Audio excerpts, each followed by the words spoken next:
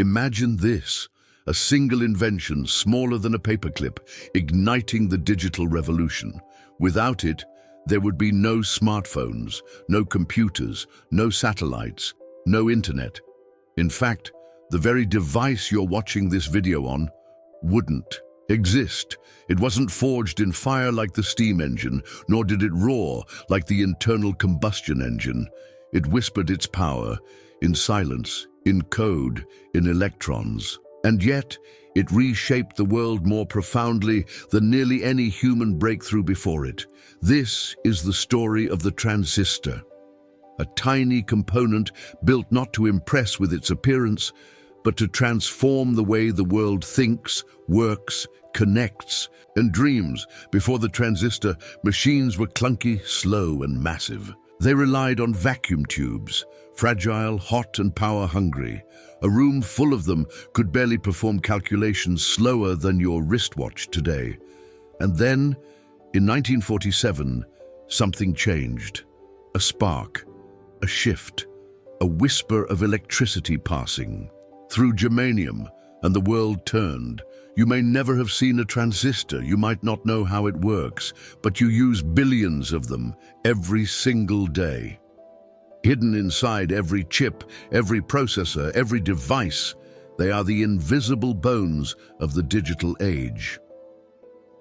In this documentary, we'll trace the arc of this quiet revolution, from the early dreams of controlling electrical flow to the brilliant minds at Bell Labs who made it real. We'll witness how this sliver of silicon leaped from lab benches to launch pads, powering humanity's most ambitious endeavors, from moon landings to microchips. We'll explore its influence on economics, war, culture, and even consciousness itself. And finally, we'll ask, as artificial intelligence and quantum computing rise, what future awaits the humble transistor? So buckle in, because this is not just a story of technology. It's the story of how the modern world was born, from a single silent switch. And once you see it, you'll realize nothing was ever the same again. Before the transistor quietly ushered in the digital age, the world of electronics was loud, hot, and fragile. At the heart of every early computer, radio, and amplifier was a glowing glass tube, a vacuum tube that could amplify signals and switch currents.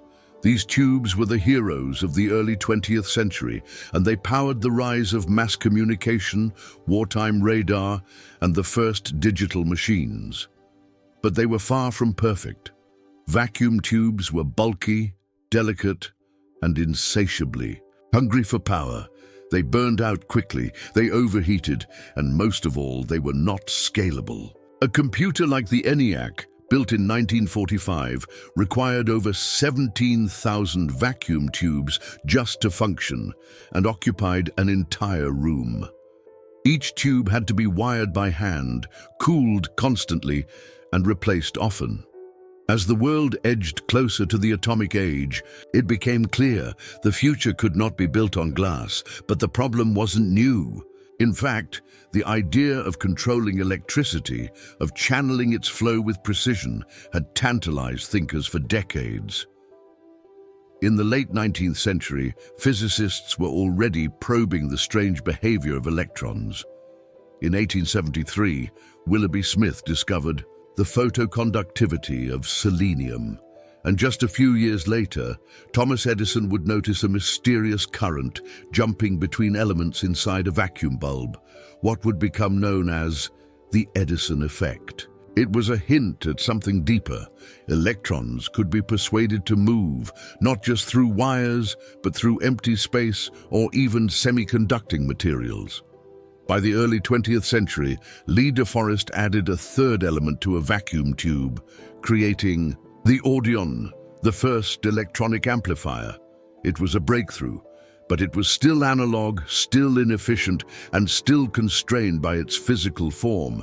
Yet, behind the scenes, the pieces of a new puzzle were falling into place. As researchers studied the quantum behavior of electrons, new materials like silicon and germanium came under intense scrutiny. These were semiconductors, materials that didn't quite conduct electricity like metal, nor insulate it like rubber.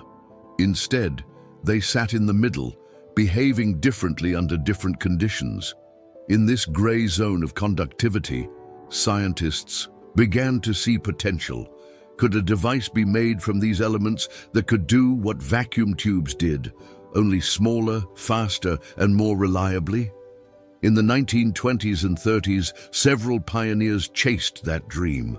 Physicists like Julius Edgar Lilienfeld and Oscar Heil independently filed patents for field effect transistor concepts, proposals that sketched the basic idea of using electric fields to control current in a solid material. But at the time, the necessary materials and fabrication technologies didn't yet exist. Their ideas remained just that, blueprints for a future not yet possible. Still, the ambition persisted. The world needed more than just a better vacuum tube.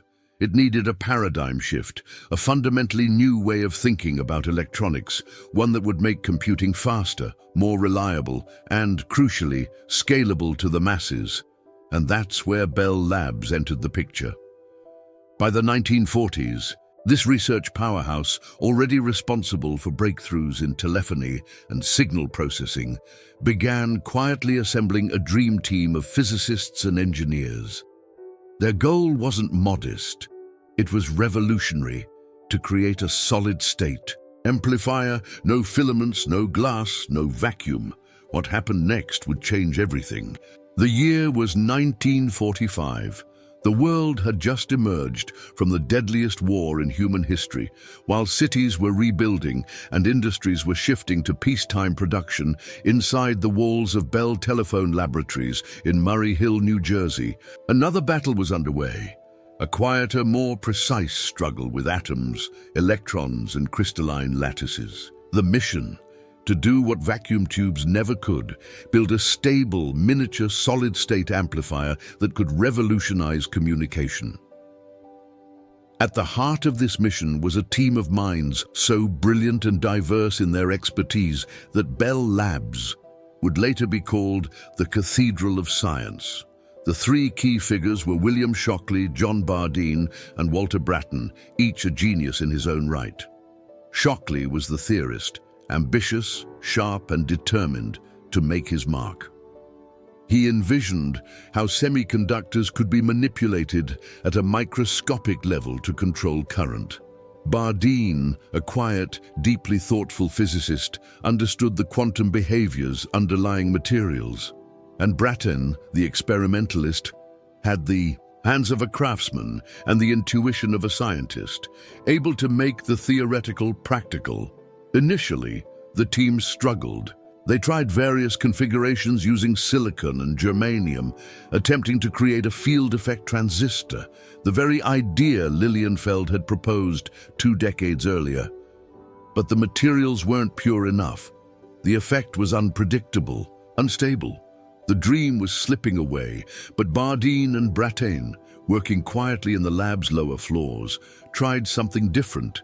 Instead of relying on an electric field alone, they experimented with point contacts, tiny gold wires gently touching the surface of a germanium crystal.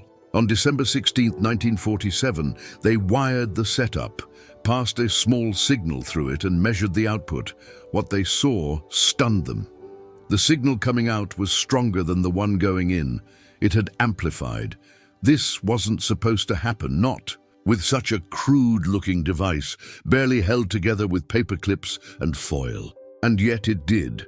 6 days later, on December 23, 1947, they demonstrated it formally to their superiors.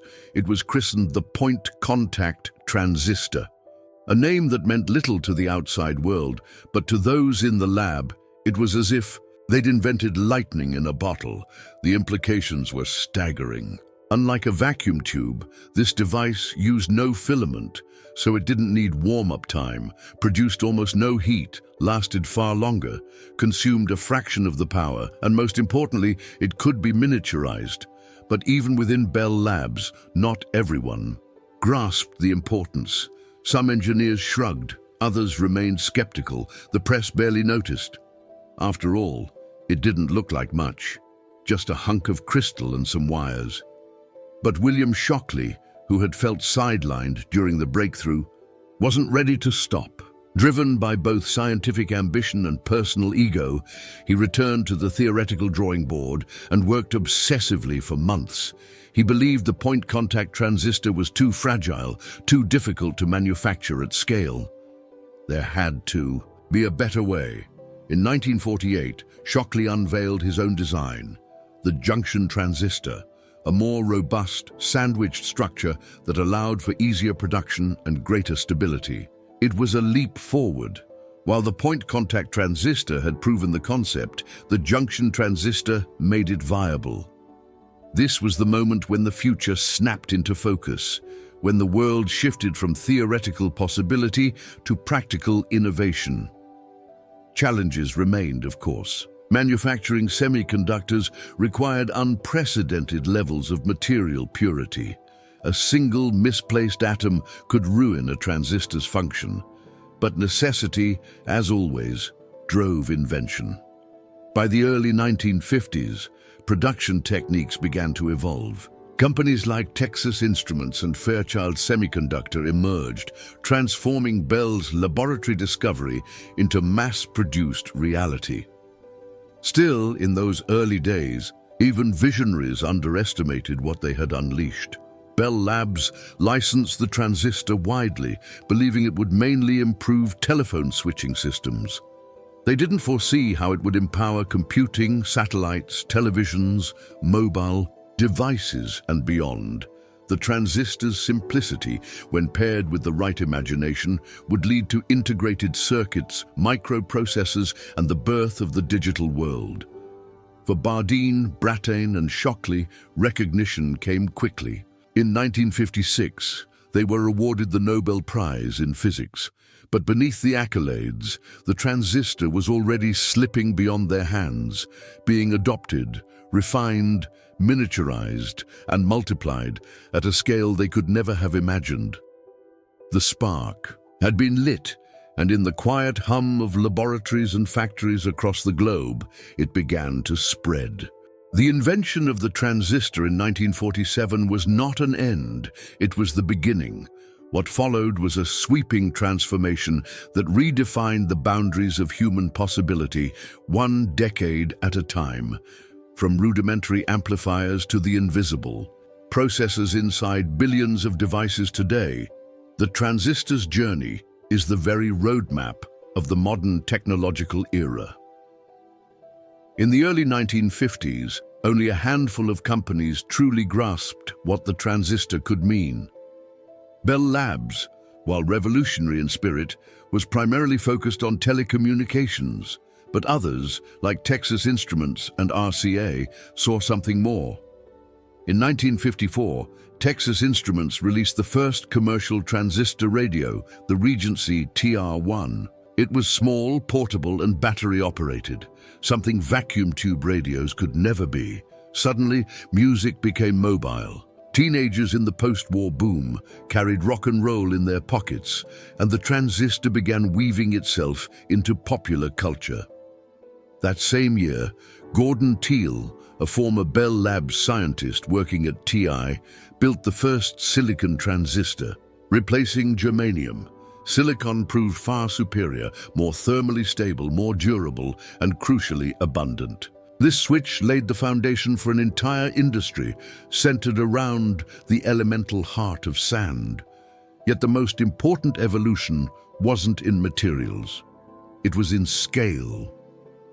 In 1960, Jack Kilby at Texas Instruments and Robert Noyce at Fairchild Semiconductor independently developed the integrated circuit, IC, a revolutionary concept that combined multiple transistors, resistors, and capacitors on a single chip of silicon.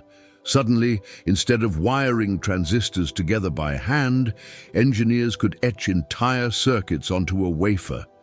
This was the birth of microelectronics. One chip could now replace a room full of equipment. Kilby's early ICs were primitive, barely functional, but Noyce's planar process allowed for mass production. Fairchild began producing chips that could power missile guidance systems, calculators, and primitive computers. The space race drove urgency. NASA needed smaller, lighter electronics for spacecraft, and ICs delivered. By the end of the decade, the transistor was no longer a component. It was a building block of intelligence. As circuits shrank and performance soared, engineers began dreaming of something audacious, putting an entire computer on a single chip. In 1971, Intel, a company founded by Robert Noyce and Gordon Moore, released the Intel 4004, the first commercial microprocessor. It had 2,300 transistors, operated at 740 kHz, and could execute 92,000 instructions per second. It was no more powerful than a modern microwave's control board, but it was revolutionary. Microprocessors changed everything. Suddenly, computing power was no longer locked in government labs or corporate buildings. It could be placed on desks, in schools, even homes. Throughout the 70s, microprocessors powered calculators, video game consoles, cash registers, and industrial control systems, and the number of transistors per chip, it began doubling rapidly, exactly as Gordon Moore predicted in his now famous Moore's Law. In 1978, Intel launched the 8086 processor, laying the groundwork for what would become the x86 architecture, the same architecture that powers most PCs to this day. By the 1980s, the transistor was at the center of a computing explosion. IBM, Apple, Commodore, and Atari all brought personal computers into homes and offices. The IBM PC, powered by an Intel 8088 processor, became a standard. Microsoft's MS-DOS ran on top of it. A global industry emerged. Hardware makers, software developers, chip manufacturers, all built atop layers and layers of transistor-based logic, but the impact wasn't limited to computing. Transistors also fueled advances in telecommunications, enabling smaller and cheaper mobile devices. Motorola's Dynatac, released in 1983, was the first commercial cell phone, bulky and expensive, but a sign of things to come.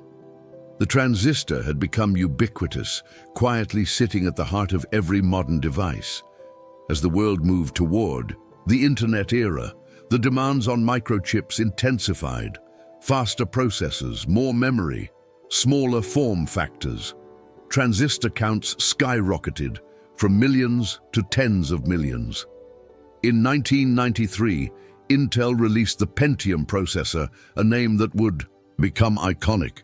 It had over 3 million transistors and powered the internet age. Web browsing, media, and online communication became possible on a scale never seen before. Meanwhile, mobile phones shrank thanks to advances in CMOS, complementary metal oxide semiconductor technology, allowing for low power consumption and higher transistor density. Cameras, color displays, and digital apps became possible. The transistor wasn't just inside our computers anymore. It was in our pockets. By the 2000s, transistor counts crossed 1 billion per chip. Intel's Core 2 Duo, released in 2006, had nearly 300 million transistors. By 2008, the Intel Nehalem architecture pushed that number even higher. Apple entered the scene with its own chips optimized for smartphones and tablets. The iPhone, launched in 2007, contained a chip packed with over 100 million transistors, powering touchscreens, sensors, communication, and media in one seamless experience. Meanwhile, Moore's Law began to slow, but not die. Transistors became smaller than a virus. Nanometers replaced microns as the measuring unit. 7-nanometers, 5-meter, and even 3 nodes emerged, stacking billions of transistors into a fingernail-sized wafer. The limits of physics were being tested, and engineers fought back with multi-core architectures, 3D stacking, and FinFETs, 3D transistors shaped like fins for better control.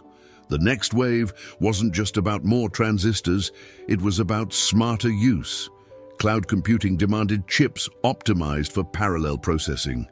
Graphics processing units, GPUs, once meant for rendering images, became essential for artificial intelligence.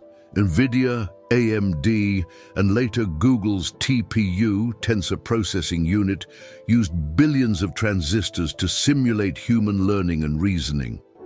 Edge computing emerged, smartwatches, IoT devices, autonomous cars, all needing high-performance chips in low-power environments. Transistors were now everywhere, embedded in fridges, thermostats, fitness bands, traffic lights, satellites, and agricultural sensors.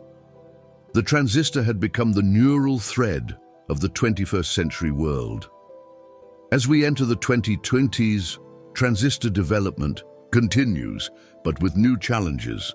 Traditional scaling is nearing atomic limits. A 3-nanometer transistor is just 12 silicon atoms wide. Beyond this, quantum effects disrupt functionality. Electrons tunnel through barriers. Heat becomes difficult to manage.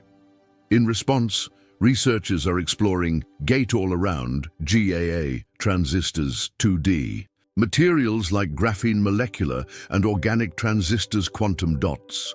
Companies like TSMC, Intel, Samsung, and ASML are pushing the envelope, building extreme ultraviolet EUV lithography machines to etch smaller patterns. Each machine costs over $150 million, and only a few exist in the world. Yet the march continues. Artificial intelligence now trains on chips with over 100 billion transistors. NVIDIA's H100 AI chip, released in 2022, uses a staggering number of cores to train large language models, simulate protein folding, and power autonomous systems.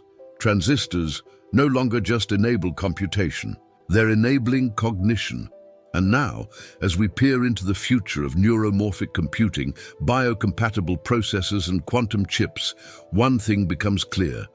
The journey that began with a point-contact germanium crystal in 1947 has evolved into a technological symphony, playing silently behind every moment of modern life, 1 billion times over. By the time the world stepped into the late 20th century, the transistor had already embedded itself into the foundations of modern industry. But it was during the late 1990s and early 2000s that it truly exploded into the mainstream, transforming not just machines, but people. The key catalyst? Miniaturization met affordability. Transistors had become so small, so cheap, and so reliable that they could be embedded everywhere. And they were. Look around your life. In your smartphone are billions of transistors. In your television, refrigerator, thermostat, car, washing machine, hundreds of millions more. Your watch, your headphones, even your doorbell. They all hum silently with transistor-driven logic. This wasn't just a technological shift, it was a cultural awakening. The rise of personal computing made it possible for individuals, not just corporations or universities, to access powerful digital tools. Word processors replaced typewriters, spreadsheets replaced ledgers, email replaced the post, and behind every transformation there was silicon, a sea of transistors orchestrating it all. Then came the mobile revolution.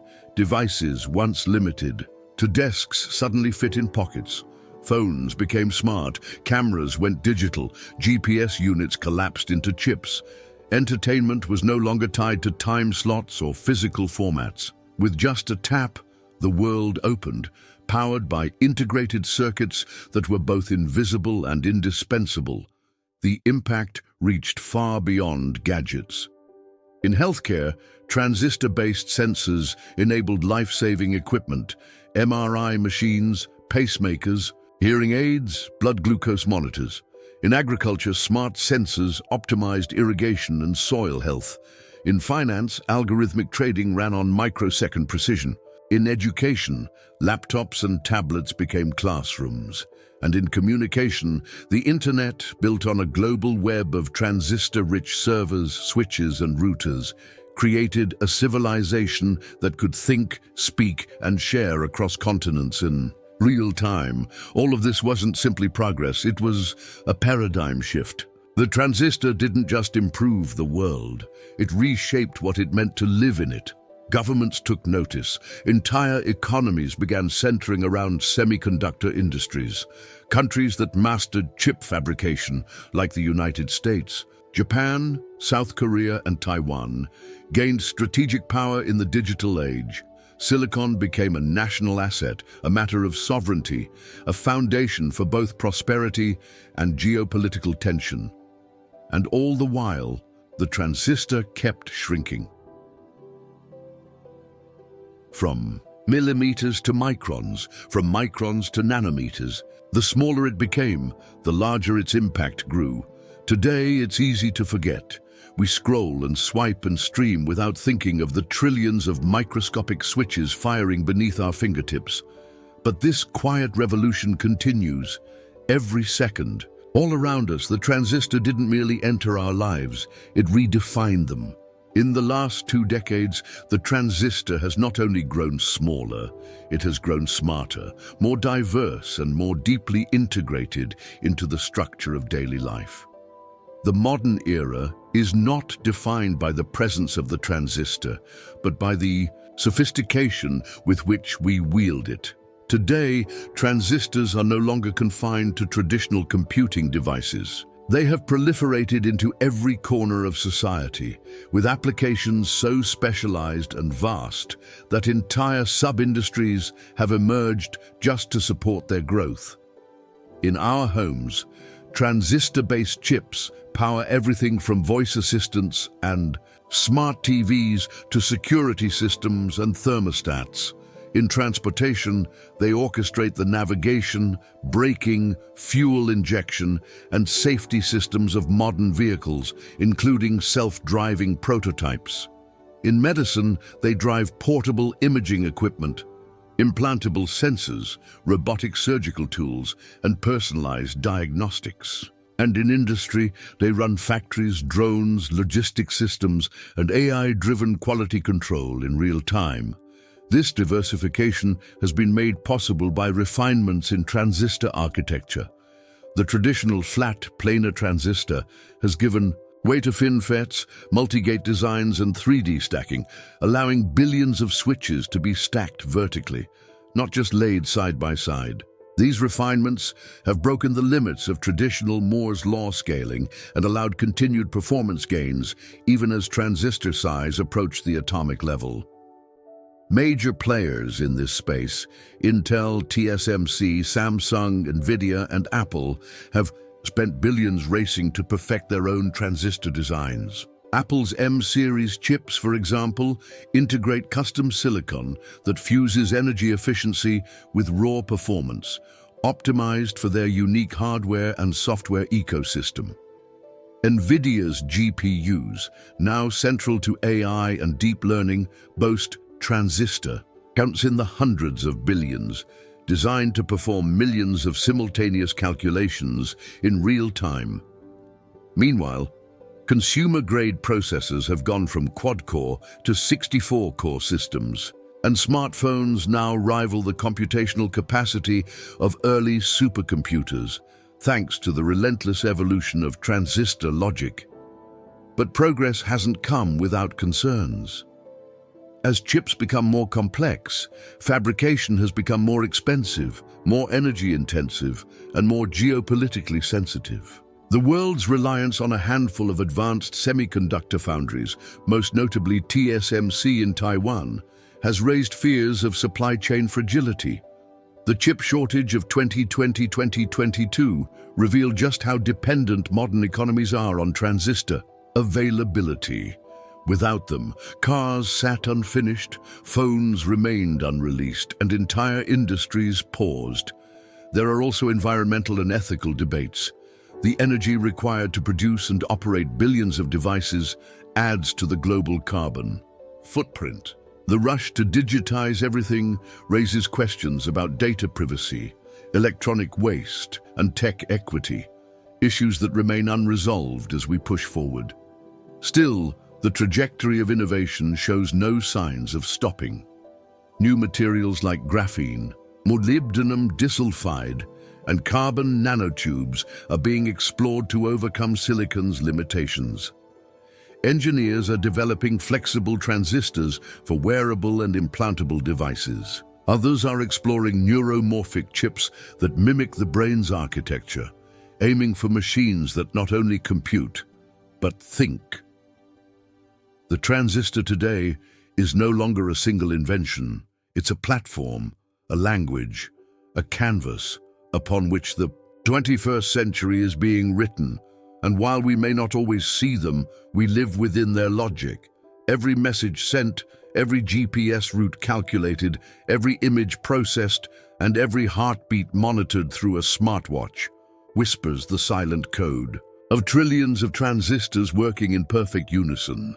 If the past 7 decades of transistor evolution have taught us anything, it's this: the journey is far from over. Even as the silicon age nears its physical limits, the transistor continues to evolve, not in size alone, but in form, function, and imagination. Today's research labs are exploring a world beyond silicon. Materials like graphene, carbon nanotubes, and molecular semiconductors are being studied for their potential to carry current faster, more efficiently, and with less heat. These aren't just improvements, they're pathways to radical reinvention. At the same time, the lines between digital and biological are beginning to blur. Neuromorphic chips, inspired by the human brain, are pushing transistors toward new configurations, ones that don't just process data, but mimic neural behavior. These chips may one day power machines that not only compute, but perceive, adapt, and learn in real time. We're also seeing advances in quantum computing, where the very idea of a transistor is reimagined on the atomic level. Instead of traditional on-off states, quantum bits or qubits exist in superpositions, offering exponential leaps in computational power. Though still in early stages, quantum logic could redefine fields like cryptography, medicine, and climate modeling. And what of the world around us? In a future shaped by ubiquitous computing, transistors may become invisible companions, woven into clothing, embedded in skin-like patches, even integrated into the very materials of our cities. They won't just power devices, they'll power environments. Yet amid this horizon, one question lingers. How far can we go before we must redefine what a transistor even is?